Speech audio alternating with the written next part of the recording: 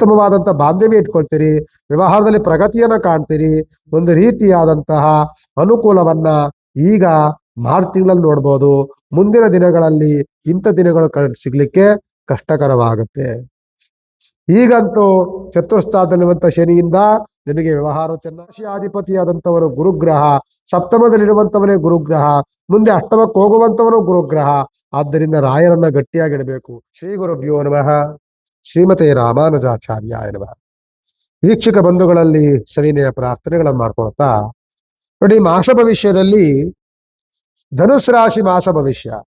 ಧನುಸ್ ರಾಶಿಗೆ ಮಾರ್ಚ್ ತಿಂಗಳಲ್ಲಿ ಏನಾದರೂ ಬದಲಾವಣೆಗಳಿದೆಯಾ ಅಂತ ನೋಡಕ್ ಹೋದಾಗ, ರಾಶ್ಯಾಧಿಪತಿಯಾದಂಥವನು ಗುರುಗ್ರಹ, ಗುರುವಿನ ವಕ್ರದೃಷ್ಟಿ, ಒಂದು ಶುಭ ದೃಷ್ಟಿ ಎರಡನ್ನೂ ನೋಡುವಂತಹ ಧನುಸ್ ರಾಶಿ ಗುರುವಿನ ಯೋಗ ಫಲವನ್ನು ನೋಡುತ್ತೆ, ಗುರುವಿನ ಶೂನ್ಯ ಫಲವನ್ನು ನೋಡುತ್ತೆ. ಧನುಸ್ ರಾಶಿಗೆ ಚತುಸ್ಥಾನದಲ್ಲಿರುವಂತಹ ಚತುರ್ಗ್ರಹಗಳ ಯೋಗ ಫಲ ಚೆನ್ನಾಗಿದೆ. ಈ ಮಾರ್ಚ್ ತಿಂಗಳಿಂದ ಧನುಸ್ ರಾಶಿಯವರಿಗೆ ಒಂದು ರೀತಿಯಾದಂತಹ ಉತ್ತಮವಾದಂತಹ ವರ್ಷ ಅನುಕೂಲವಾಗತ್ತೆ. ಆದರೆ ನಾನು ಈಗಲೇ ಹೇಳ್ತಿದ್ದೀನಿ, ಮೇ ತಿಂಗಳಿಂದ ನಿಮಗೆ ಅಂತ ವರ್ಷಗಳು ಕಷ್ಟವಾಗುತ್ತೆ. ಯಾಕೆ ಅಂದ್ರೆ ಗುರುವೇ ನಿಮಗೆ ರಾಶ್ಯಾಧಿಪತಿಯಾದಂಥ ಗುರುವೇ ನಿಮಗೆ ಅಷ್ಟಮ ಸ್ಥಾನಕ್ಕೆ ಬರ್ತಾರೆ, ಗುರುವಿನ ಬಲವನ್ನ ಕಳ್ಕೊಳ್ತೀರಿ. ಆದರೆ ಶುಕ್ರ ಯೋಗ ಫಲ ಎಲ್ಲವೂ ಚೆನ್ನಾಗಿರುತ್ತೆ. ಮದುವೆ ಮುಂಜಿಗಳಾಗುವಂತ ಯೋಗ ಫಲ, ಹೊಸ ಹೊಸ ಕೆಲಸವನ್ನು ಮಾಡುವಂತ ಯೋಗ ಫಲ, ಸಂಕಷ್ಟದಲ್ಲಿ ಇದ್ದಾಗ ನಿಮಗೆ ನೆರವಾಗುವಂತ ಸ್ನೇಹಿತರ ಯೋಗ ಫಲ, ಒಳ್ಳೊಳ್ಳೆ ಸ್ನೇಹಿತರು ಸಿಗ್ತಾರೆ, ಕಷ್ಟದಲ್ಲಿದ್ದಾಗ ಸಹಕಾರ ಸಹಯೋಗವನ್ನ ಮಾಡ್ತಾರೆ, ಕೆಲಸಕ್ಕೆ ನೆರವಾಗ್ತಾರೆ, ಕುಟುಂಬದಲ್ಲಿ ಸೌಖ್ಯವಾದಂತಹ ವಾತಾವರಣಗಳನ್ನ ಸೃಷ್ಟಿಯನ್ನ ಮಾಡ್ತೀರಿ, ನೀವು ಉತ್ತಮವಾದಂತಹ ಬಾಂಧವ್ಯ ಇಟ್ಕೊಳ್ತೀರಿ, ವ್ಯವಹಾರದಲ್ಲಿ ಪ್ರಗತಿಯನ್ನ ಕಾಣ್ತೀರಿ, ಒಂದು ರೀತಿಯಾದಂತಹ ಅನುಕೂಲವನ್ನ ಈಗ ಮಾರ್ಚ್ ತಿಂಗಳಲ್ಲಿ ನೋಡ್ಬೋದು. ಮುಂದಿನ ದಿನಗಳಲ್ಲಿ ಇಂಥ ದಿನಗಳು ಸಿಗ್ಲಿಕ್ಕೆ ಕಷ್ಟಕರವಾಗುತ್ತೆ. ಈಗಂತೂ ಚತುರ್ಸ್ಥಾನದಲ್ಲಿರುವಂತ ಶನಿಯಿಂದ ನಿಮಗೆ ವ್ಯವಹಾರ ಚೆನ್ನಾಗಿದೆ, ಪ್ರಗತಿ ಇದೆ, ಕುಟುಂಬದಲ್ಲಿ ಸೌಖ್ಯವಾಗಿದೆ, ಎಲ್ಲವೂ ಸಹ ಅಂದುಕೊಂಡಂತ ವ್ಯವಹಾರಗಳೆಲ್ಲವೂ ಸಹ ಉತ್ತುಂಗದಲ್ಲಿದೆ.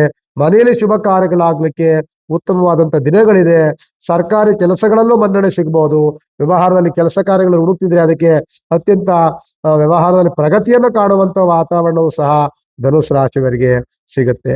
ಧನುಸ್ ರಾಶಿ ಅಧಿಪತಿಯಾದಂಥವನು ಗುರುಗ್ರಹ, ಸಪ್ತಮದಲ್ಲಿರುವಂತವನೇ ಗುರುಗ್ರಹ, ಮುಂದೆ ಅಷ್ಟಮಕ್ಕೆ ಹೋಗುವಂತವನು ಗುರುಗ್ರಹ. ಆದ್ದರಿಂದ ರಾಯರನ್ನ ಗಟ್ಟಿಯಾಗಿಡಬೇಕು. ಪೂಜ್ಯಾಯ ರಾಘವೇಂದ್ರಾಯ ಸತ್ಯಧರ್ಮರತಾಯ ಚ ಭಜತಾಂ ಕಲ್ಪವೃಕ್ಷಾಯ ನಮತಾಂ ಕಾಮಧೇನುವೆ. ಭಗವಂತನನ್ನ ರಾಯರನ್ನ ಪ್ರಾರ್ಥನೆ ಮಾಡ್ಕೊಳ್ಬೇಕು. ಯಾವುದೇ ಒಂದು ದತ್ತಾತ್ರೇಯ ಸ್ವಾಮಿ ದೇವಸ್ಥಾನ ಇದ್ರೆ, ಪಂಚಮುಖಿ ಹನುಮಂತರಿದ್ರೆ, ಮಹಾಗಣಪತಿ ದೇವಸ್ಥಾನಗಳಿದ್ರೆ, ಯಾವುದೋ ಮಠ ಮಂದಿರಗಳಿದ್ರೆ ಅಲ್ಲೋಗ್ಬೇಕು. ಅಜ್ಞಾನ ತಿಮಿರಾಂಧಸ್ಯ ಜಾನ ಜಲಚಲಾಚಯ ಚಕ್ಷು ವೃಕ್ಷಿತಮ್ಯೇನ ತಸ್ಮೈ ಶ್ರೀ ಗುರುವೇ ನಮಃ ಅನ್ನುವಂಥ ಪ್ರಾರ್ಥನೆಗಳನ್ನ ಧನುಸ್ಸು ರಾಶಿಯವರು ಸದಾಕಾಲ ಮಾಡ್ತಾ ಇರಿ. ಮುಂದಿನ ದಿನಗಳಲ್ಲಿ ಒಂದು ರೀತಿಯಾದಂಥ ಬದಲಾವಣೆಗಳನ್ನ ನೋಡ್ತೀವಿ. ನೋಡೋಣ. ಗುರುಬಲವಂತೂ ಶೂನ್ಯವಾಗತ್ತೆ. ಮಿಕ್ಕ ಗ್ರಹಗಳ ಯೋಗ ಫಲ ಮುಂದಿನ ಮಾಸ ಭವಿಷ್ಯದಲ್ಲಿ ನೋಡ್ಬಿಟ್ಟು ನಿಮಗೆ ಹೇಳ್ತೇನೆ ಅಂತ ಈಗಿನ ಕಾರ್ಯಕ್ರಮಕ್ಕೆ ಮಂಗಳವನ್ನಾಡ್ತೇನೆ. ಭಗವಂತ ನಿಮಗೆ ಒಳಿತನ್ನು ಮಾಡಲಿ. ನಮಸ್ಕಾರ.